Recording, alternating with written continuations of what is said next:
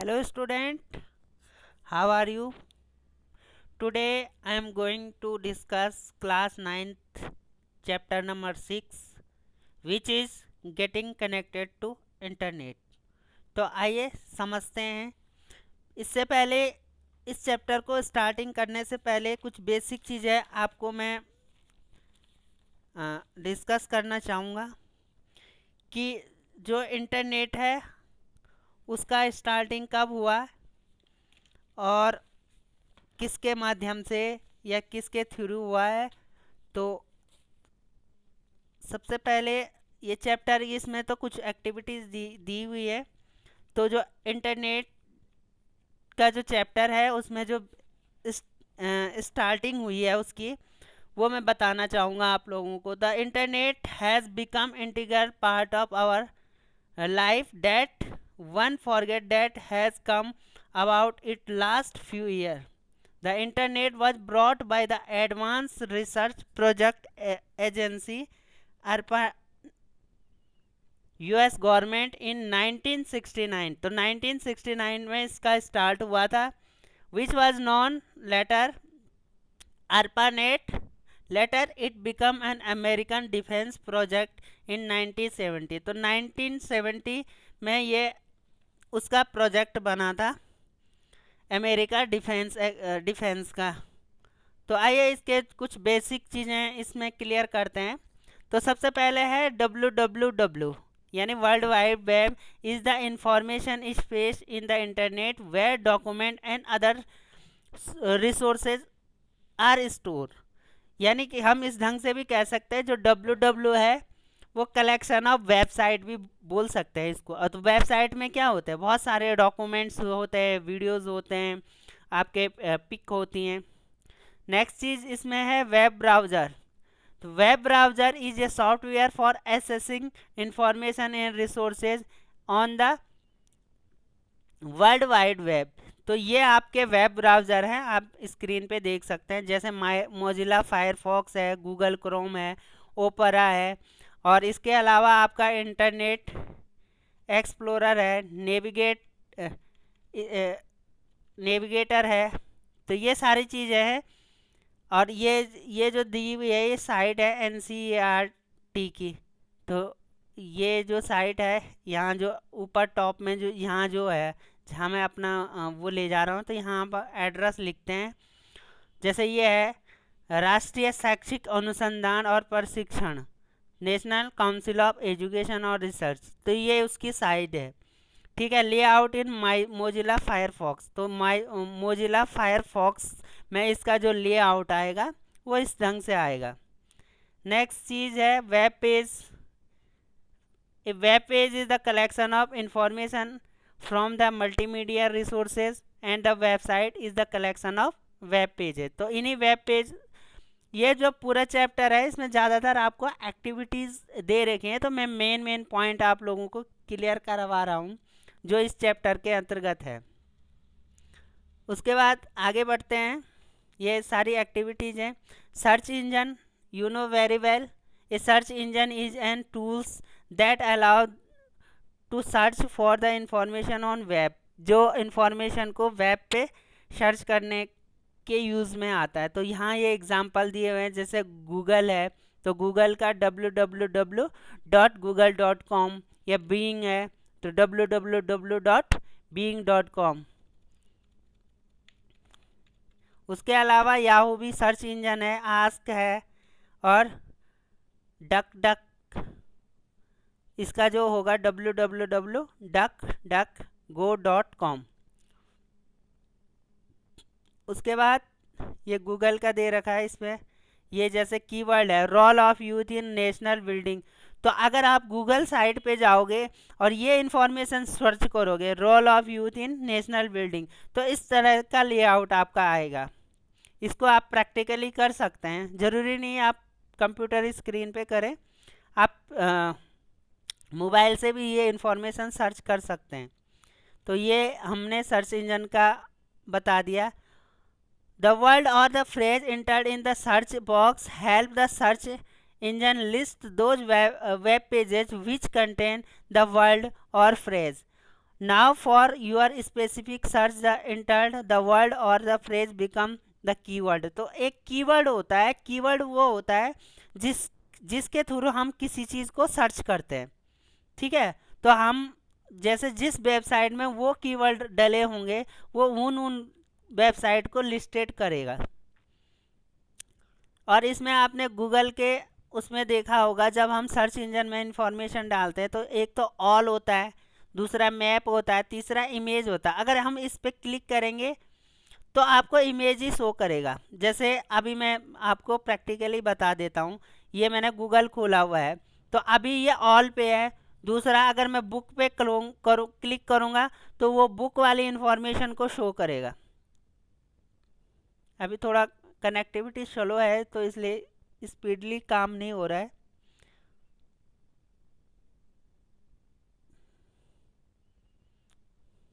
और ये इमेज है, इमेज पे क्लिक करूँगा तो इस पूरे पेज में, अभी तो ये ऑल पे है तो ऑल इंफॉर्मेशन ये शो कर रहा है। ये बुक पे करा तो a history of internet and digital future, ये इस ढंग से ये आ गई, जो जो बुक इससे रिलेटेड होंगे सारी बुक्स आ गई।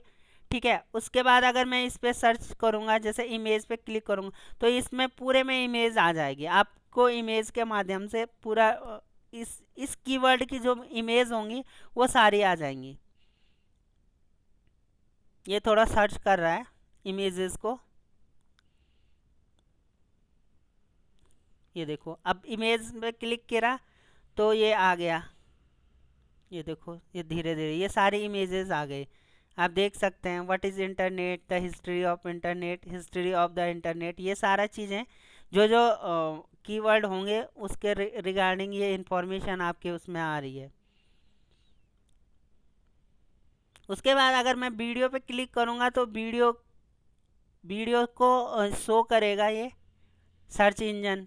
तो अब किसी ने यूट्यूब के माध्यम से इसमें लिंक डाला होगा तो वो डायरेक्ट, जैसे ये हिस्ट्री ऑफ इंटरनेट यूट्यूब पे, ठीक है, तो ये यूट्यूब पे ले जाएगा। ठीक है, ये बहुत सारी इन्फॉर्मेशन है तो ये सारा यहाँ पे दिखा रहा है।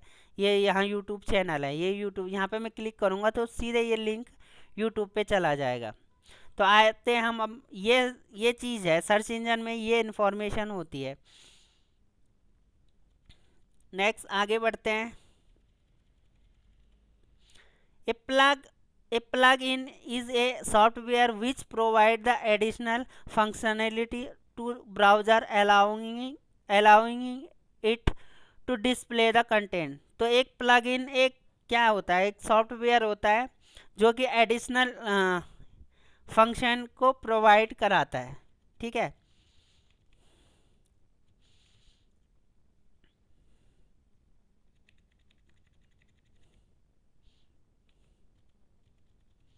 आगे बढ़ते हैं। ये सारे कीवर्ड हैं।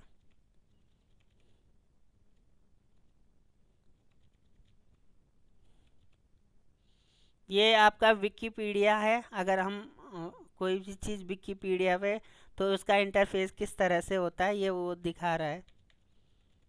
इवेल्यूशन ऑफ रिसोर्सेस, ये इसके बारे में इंफॉर्मेशन है ये पूरी।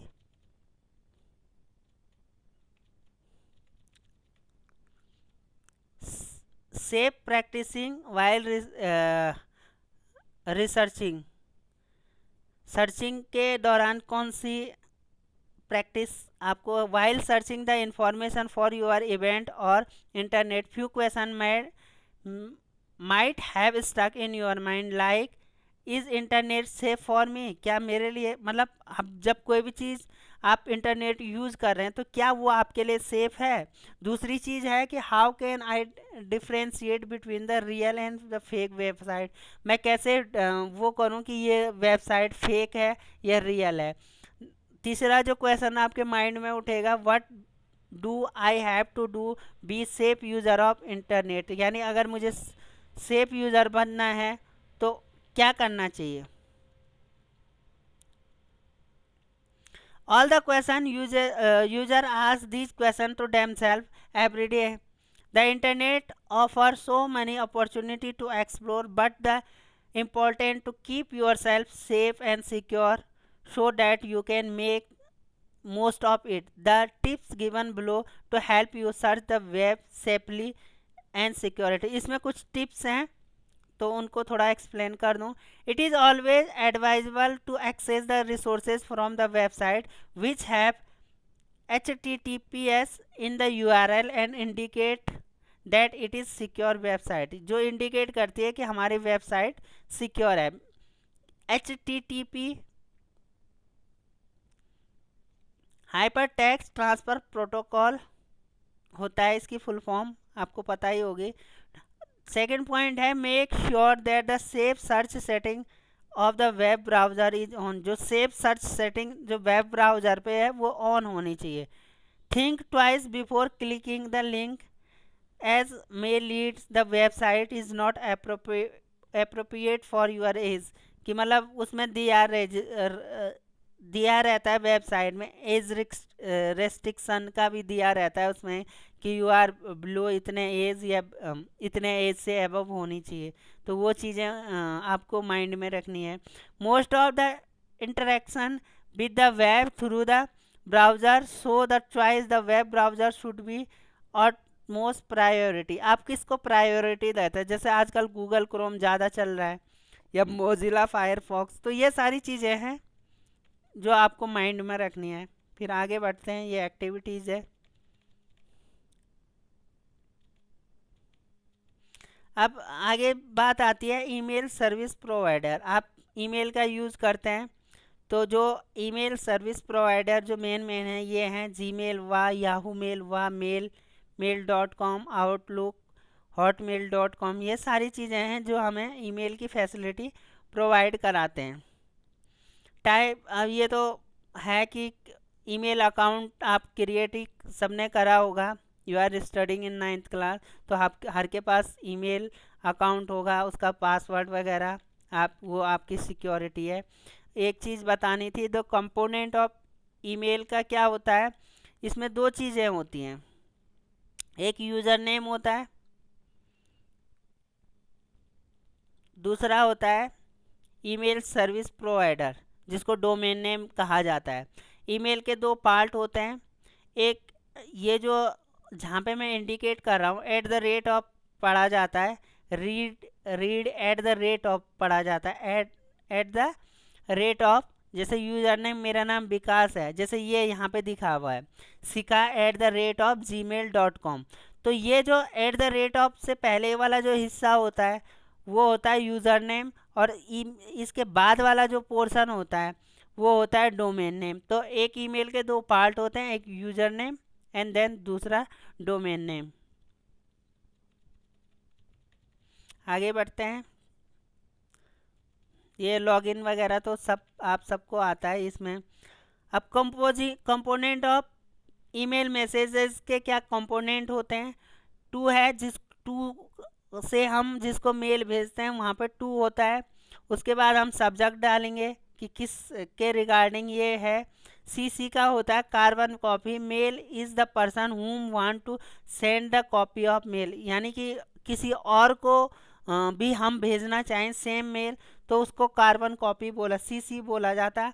और नेक्स्ट जो होता है BCC यानी ब्लाइंड कार्बन कॉपी. तो mail ID of the person to whom we want to send the copy of mail but these mail IDs will not be visible in email. तो ये ईमेल में ये चीज़ें आपको शो नहीं होंगी. जिसको भी भेजा ये third person. Blind carbon copy का मतलब है जैसे मैंने किसी को मेल भेजा और उसमें सारे शो कर देता है कि हमने किस किस को ये फॉरवर्ड किया, लेकिन BCC में जिसका एड्रेस डालोगे वो एड्रेस फॉरवर्ड वाले ऑप्शन में नहीं आएगा. ठीक है, आगे बढ़ते हैं. कंपोजिंग मेल का भी पता चल गया, इस ढंग से होता है.